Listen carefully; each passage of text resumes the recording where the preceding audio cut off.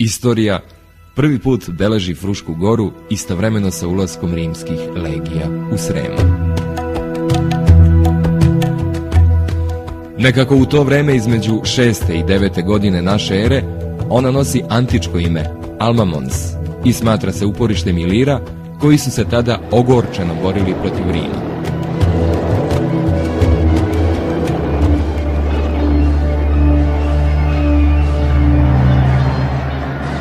U vreme vladavine cara Proba, kraj 3. veka, sa početkom gajanja vinove loze, Fruška gora, naravno sa antičkim imenom, pominje se nešto češće. Tada su njeni obronci prekriveni ne samo sa brojnim vinogradima, već i sa mnogobrojnim letnjikovcima i vilama.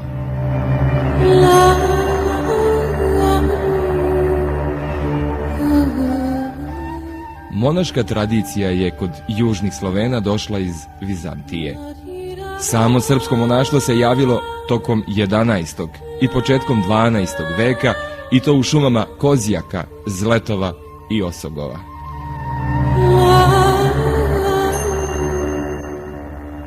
Iako se u pismenim dokumentima većina fruškogorskih manastira pominje tek od 16. veka, verovatno je da su stariji. Legenda ih uglavnom vezuje za sremske Brankoviće, mada ima i onih za koje narodno predanje smatra da ih je podigao sremski kralj Dragutin.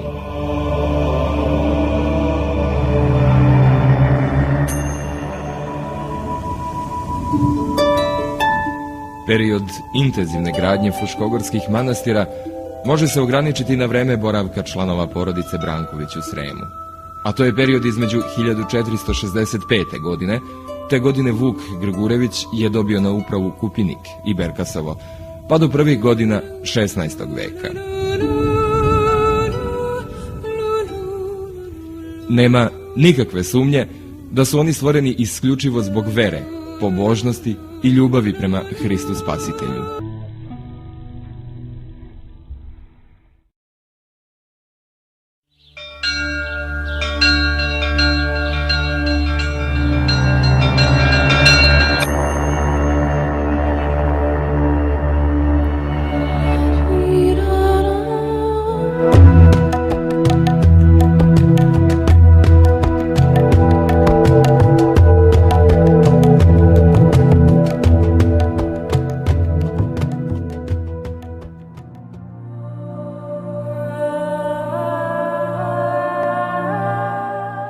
Do sada mnoge emisije i serije o manastirima uopšte bile su ateističkog profila. Prikazivali su se manastiri u kome nije bilo života, u kome su do duše bile freske, ikone, ali sve je to bilo daleko od čoveka, od ljudskog srca, od onog istinskog poimanja Boga. To je po onoj Berđajevoj da je na zapadu počele da se zidaju visoke katedrale onoga trenutka kad je nestalo u ljudima vere u Boga. Ovi naši kreatori ovoga serijala, oni su u tim razvalinama fruškogorskih manastira tražili Boga.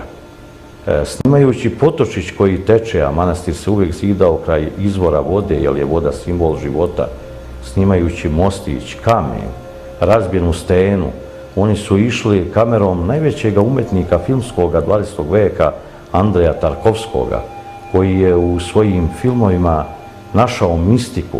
Oni su sa malo novaca i ovi naši ljudi uspeli da u manastirima snime ono što je skriveno, a to je nevidljiva sila Božja, blagodati, ljubavi, radosti, života koji se tu nalazi, ali koji je skriven iza trna, iza kamena, iza freske, iza ikone.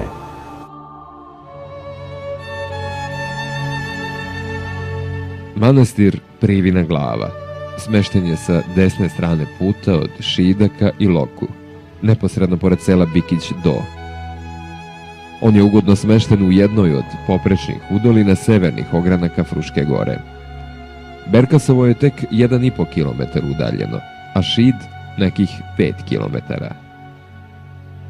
Do njega vodi dobar asfaltni put koji vas kroz nekadašnji manastirski Prnjavor dovodi direktno do njega.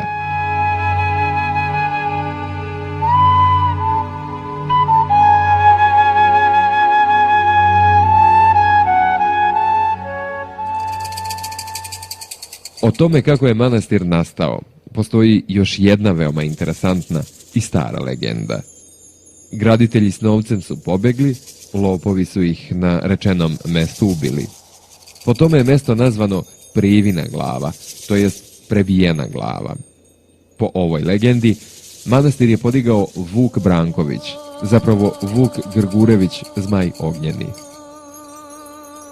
Ne zna se ko je bio Priba, to jest Priva, mada uopšte nije nemoguće da je manastir stvarno podignut tokom 12. veka.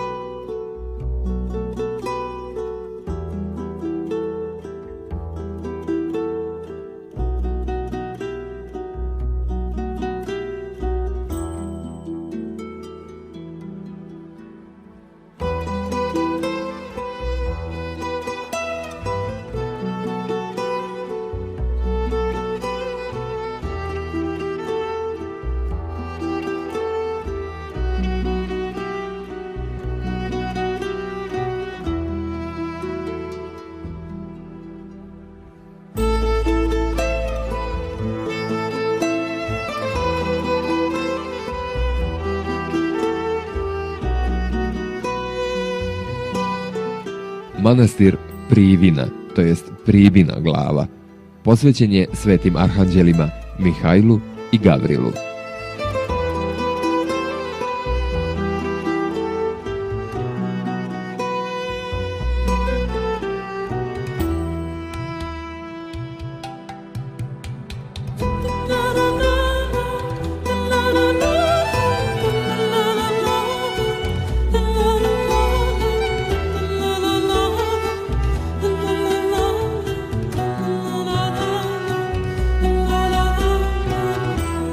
Severoistočno od manastira Pribina glava, u blizini sela Vizić, nalazi se manastir Đipša.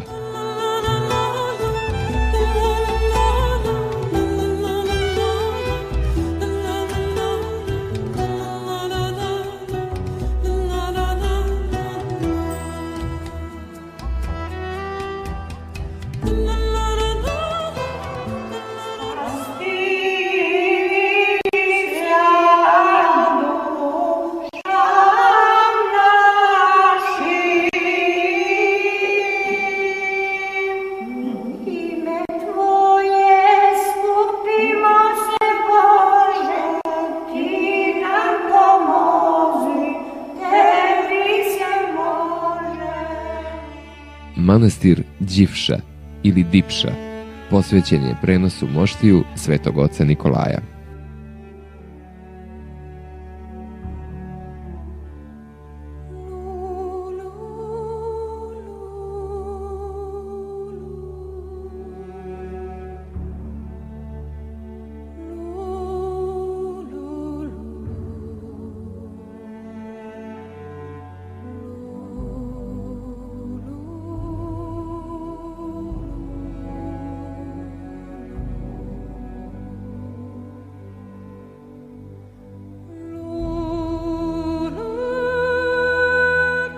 Po predanju, osnovao ga je krajem 15. veka despot Jovan Branković.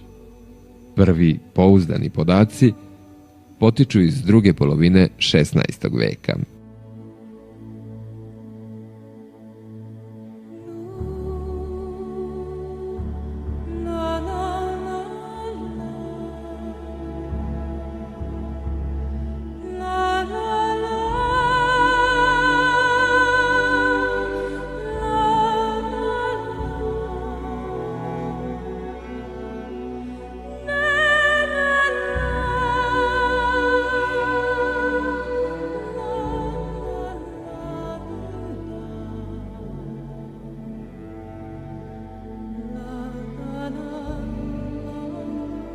Jugoistočno od manastira Đivša, na putu između sela Stara Bingula i Divoš, nalazi se manastir Kuveždin.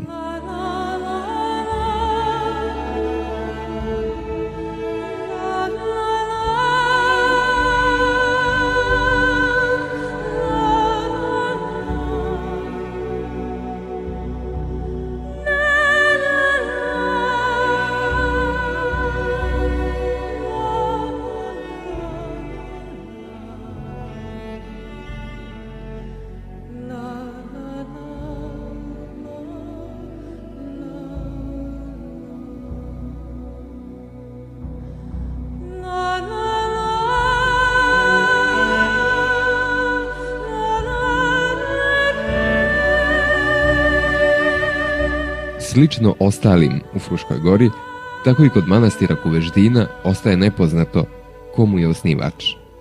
Po usmenom predanju, manastir Kuveždin osnovao je despot Stevan Štiljanović i posvetio ga svetom Simeunu Mirotočivom, Stevanu Nemanji i svetom Savi. Kao godina mogućeg osnivanja manastira Kuveždin navodi se 1520. Nema sumnje da je ovaj manastir veoma star, što potvrđuje i sačuvan njegov prvi pisani spomen iz 1566. godine.